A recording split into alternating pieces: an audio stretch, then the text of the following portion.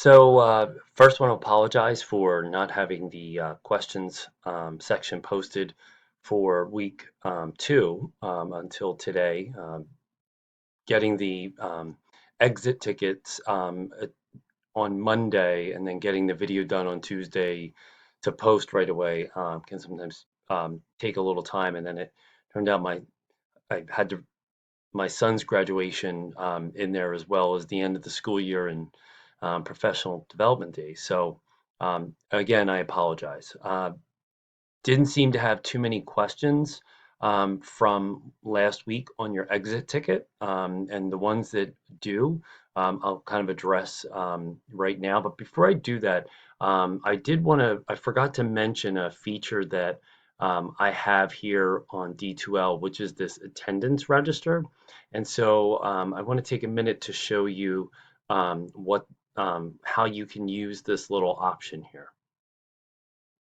So actually realized I had to switch to student view.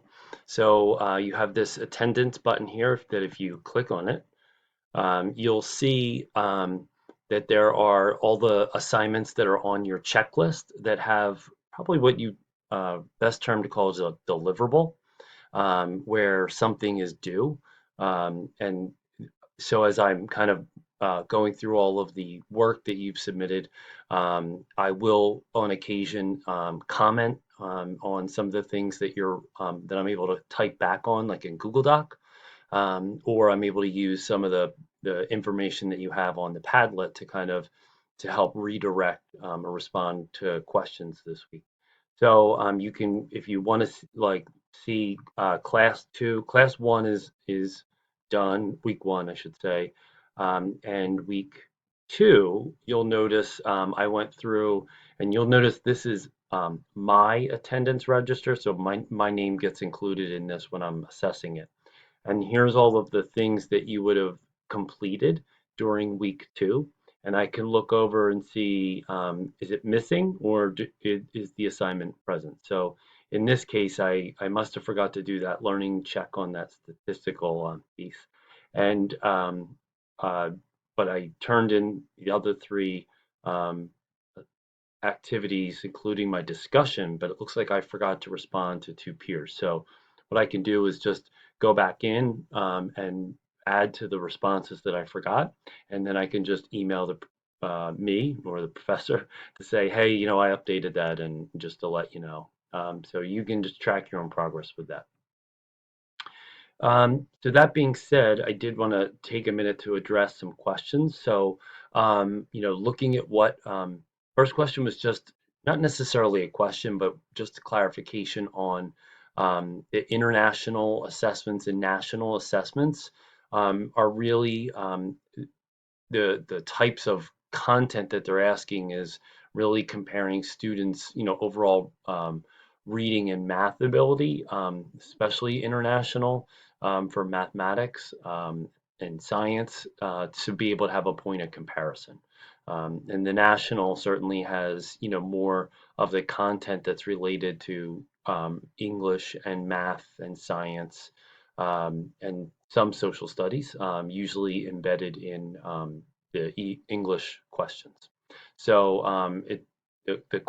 the line of questioning that we're so used to studying with PSSAs and Keystone isn't something you necessarily would want to study for looking at the international assessments or the NAEP assessments. But just important to know that they're really just kind of taking topics that would be covered in any country and assessing those to have a point of comparison. Um, so just as a little background. The second question I had was related to, excuse me, was related to some further examples of the priority question.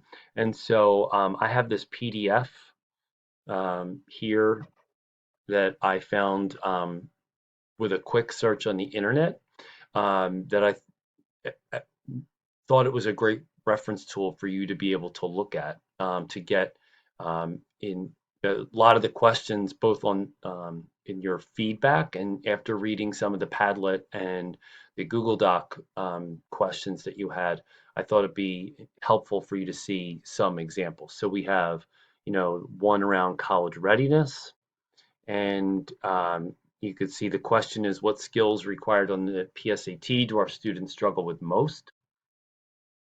You can look at looking at writing, the argument writing that students have to do in grades 3 through 8. How do students use evidence from text to support their claims? You can see a focus area for math. Um, how do students approach text-based questions? It certainly is an important one for the vocabulary that's in our mathematics assessments. So this comes right from DataWise. So it's a nice resource. It'll be posted for you. And one of you said that there's not necessarily a right answer to these, but if you look at the pattern of the priority question, and I think I posted a sample in week 2 as well, really talking the pattern of the questions are such that you're really asking a question that you want to start to find the answer to. So what skills do they struggle most with? How do they use evidence? So you are asking a question that you will set on a course for finding the answer. And so learner-centered problem is then, after looking at, or how our students do, then, looking at then, what they're struggling with after looking at the data. And then, of course, the problem of practice is really going to come out of the discussion that you have with teachers. And so I recognize that you doing a Google Doc or not having teachers in front of you, you're probably going to want to relate to your own setting to hypothesize or infer what they might be. You're all in schools, and you probably have had these kinds of discussions, or even if it's not around large scale data. I'm sure that you've had conversations with other teachers and colleagues about students and how they're performing and what you can do better to support that. So you want to be don't worry so much about being right, just getting in the feel for how could we ask a question and get the adults in the room, whether it's one or two or five or a faculty, to start to think about bringing them to this understanding. So that's really the goal of this part. The only other piece that was in your exit ticket last week, I know that the 5 week course is, intense and can feel like a lot. So I tried to break it down into small chunks. And in this week, I've really tried to integrate your assignment with try to integrate your assignment with the um, work that you were doing during class. And so, um, the good news is that, if this is, still feeling like a big thing for you, it's a little overwhelming sometimes. Um, just know, and this is why I keep saying it in the beginning when we had our online meeting for those of you who could attend. I am very flexible, and I will do everything that I can to make sure you are successful. And 5 weeks is a tight turnaround, but at the same time, I think that um, you will get through this just fine. And I promise. It's a different experience, but I know that just keeping yourself paced is a good thing. Um, and finally, weeks 4 and 5 have less to them, so that if things spill over from your earlier projects and you want to spend more time on them, you can rest assured that getting to the end, you're going to have, you're not going to have things hanging over into July. So I've structured it so that you can get the bulk of the work done, and get to the end and go enjoy your summer vacation. So try not to be hard on yourself about, not being, perfect, or, if you get behind in something, this is not the time to do that. So I want to give you permission to, let yourself fumble a little and just pick up the pieces of the important parts. You're all doing, phenomenal work right now. I enjoy reading your discussions and the comments from Padlet. That helps me to at least feel like I'm engaging back.